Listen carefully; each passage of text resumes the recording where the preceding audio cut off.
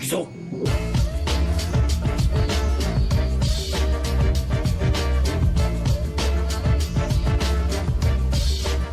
Thank you, next. Thank you, next. Thank you, next. I'm so grateful for my ex. Thank you.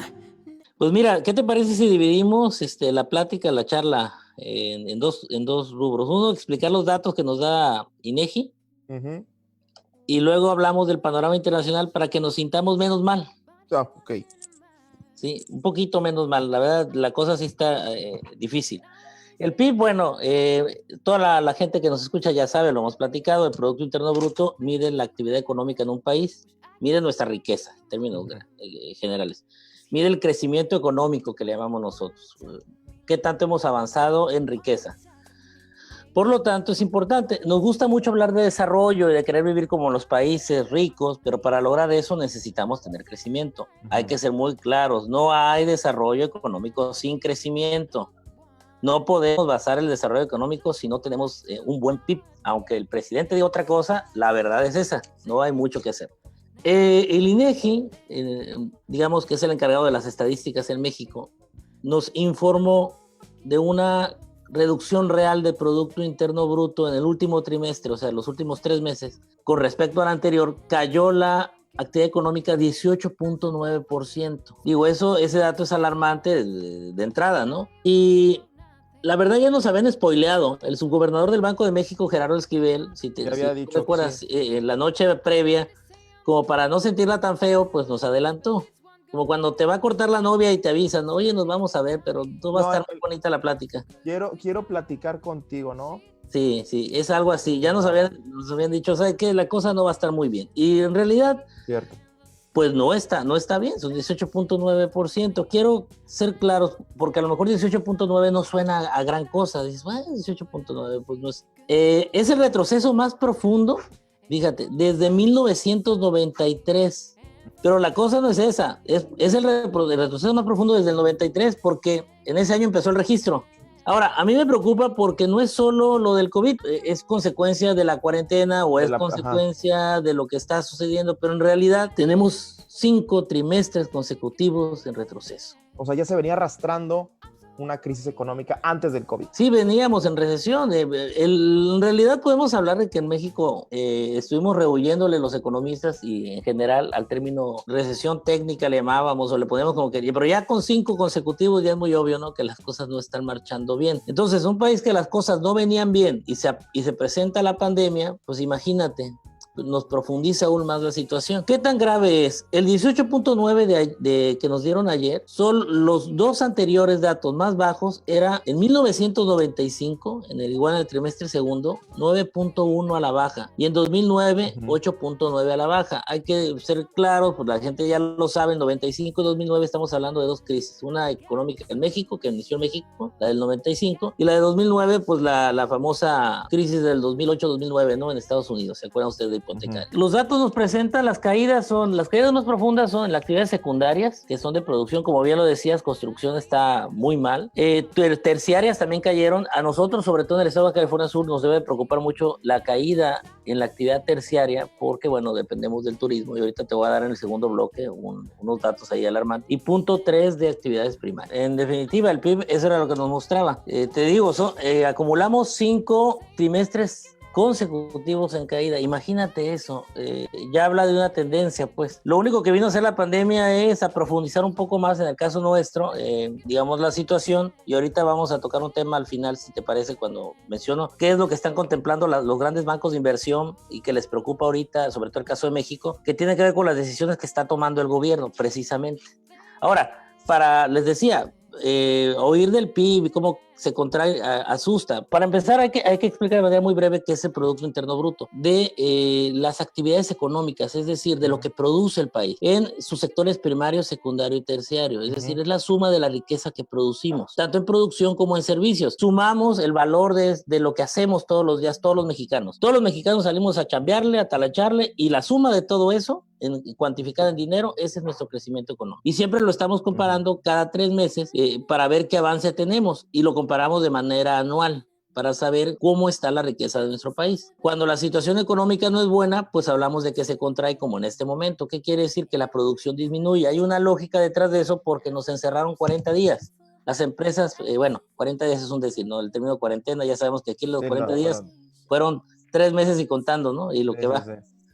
Entonces, bueno, en realidad, que te encierren y que no puedas laborar en tu lugar de trabajo, en tu fábrica, en tu empresa, y aún a pesar de que la construcción siguió trabajando, aún así no puedes mantener los niveles de producción anteriores porque, digamos, no estás trabajando al 100.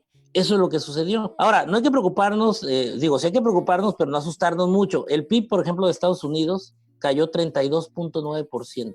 Uf. O sea, estamos hablando que esto es una cuestión global por la pandemia. Uh-huh. Es la peor caída para los americanos desde 1947. ¿Y adivina por qué, Gabriel? Pues la Guerra Mundial. No, porque en el 47 empezaron los registros también. Okay. O sea, estamos hablando de una situación económica que jamás se ha visto. O sea, lo que estamos viviendo, créanmelo, las personas que los radioescuchas, guárdenlo en su memoria, es histórico esto que estamos viviendo. Nunca había pasado y, digamos, van a poder decir cuando, sobre todo los que somos de nuestra edad, nuestros nietos, me tocó vivir esa época. Ahora, ¿qué te decía yo que me preocupaba la caída del sector de actividades terciarias, por ejemplo, el caso de Baja California Sur o de México? Por lo siguiente, uno de los sectores más golpeados es el turismo. Y, digamos, este clima de miedo genera precisamente que la gente pues no quiera salir y el turismo se ve sumamente afectado. Por ejemplo, España también contrajo su PIB de 18.5. ¿Por qué menciono España? Es muy cercano al dato de México, porque España depende también del turismo en gran medida.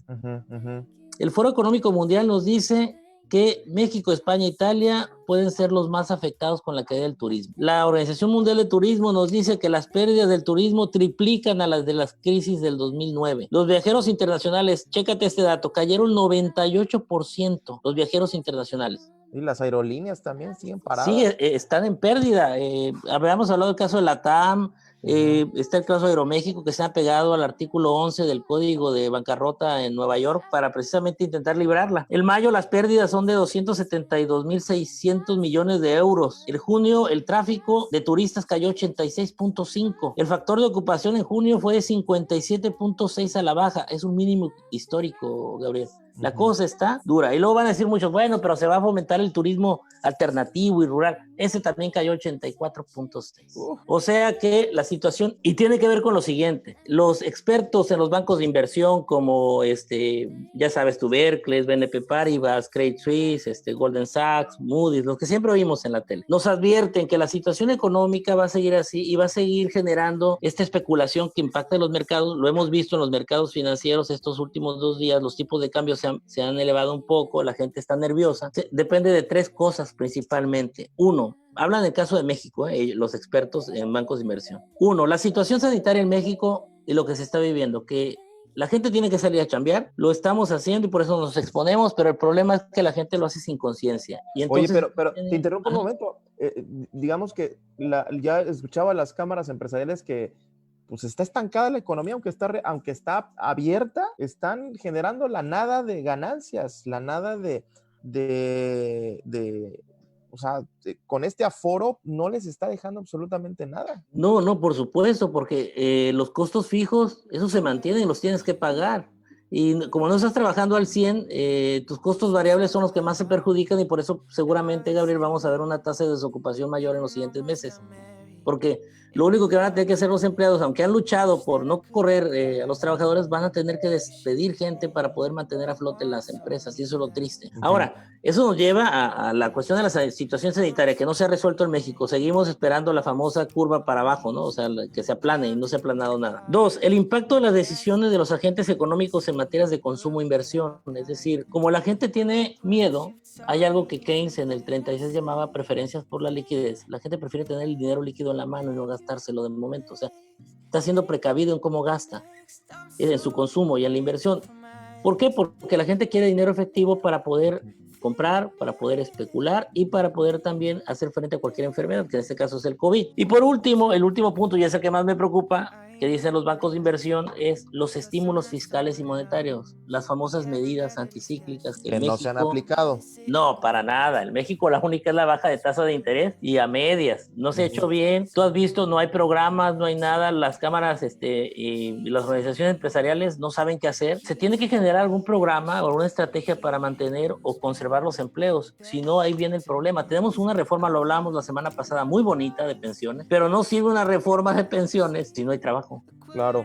Oye, maestro, la medición, y esto es lo que a mí más me preocupa, el hecho de que el gobierno federal diga que pues ese PIB no es la medición oficial para las políticas públicas de lo que se alcanza a observar, o desde una perspectiva política que el presidente diga, pues el PIB ya no lo voy a usar como referencia y voy a usar otros. Pero yo no sé si tú creas conveniente esto, teniendo en cuenta que al final de cuentas el PIB o los demás mediciones como el de la felicidad o el del bienestar que la ONU, la UNESCO y demás utilizan también al PIB como referencia. Es decir, el PIB sigue siendo una referencia en otras mediciones. Sí, no, es que en términos económicos, si tú quieres medir el desarrollo económico, les decía al inicio, no puedes hacerlo sin el Producto Interno Bruto, porque es tu producción, es tu riqueza, es lo que estás generando. Hay otras mediciones, sí las hay, pero en todas, como tú bien lo mencionas, va, digamos, de alguna manera inmerso lo que viene siendo el Producto Interno Bruto. Y la realidad, Gabriel, voy a serte honesto, las otras medidas tienen que ver con seguridad, tienen que ver con empleo, tienen que ver, y ahí voy, si le sigo la lista, no hay ninguna en la que estemos bien, pues. Entonces no sé de dónde va a sacar el dato para decir que estamos felices. Yo no veo cómo. Oye, y ¿cómo? Leía que, bueno, tocamos fondo. Ya tocamos fondo esta Esperemos. Medición. Se supone que cuando tocas fondo ya lo que sigue es salir. Sí. Maestro, pero ¿qué se viene? Leía que ya empezó, ya hay datos que hablan de una recuperación. ¿Tú lo ves así? Sí, en general las perspectivas de crecimiento, de recuperación son mayores. Por ejemplo, el Banjico habla de que el siguiente trimestre va a estar entre 8 y 12 y el siguiente entre 4 y 8 la caída. O sea, sigue siendo caída, pero va a ser menor. Lo mismo a nivel internacional. Eso es lo que se espera. Si la pandemia logra minorar y las vacunas surgen, la clave está en las vacunas y, digamos, en un procedimiento para poder atender la enfermedad. Entonces, en general, se ve un panorama positivo, pero el mismo presidente del Banco de México nos dice que para regresar a los niveles de producción que teníamos antes de la pandemia, él le calcula que en 2022. O sea que te habla de una recuperación, sí, pero muy lenta. ¿Te acuerdas cuando hablamos de aquella famosa palomita Nike o de la L invertida? Bueno, vamos muy cercana a la L invertida, muy cercano a eso.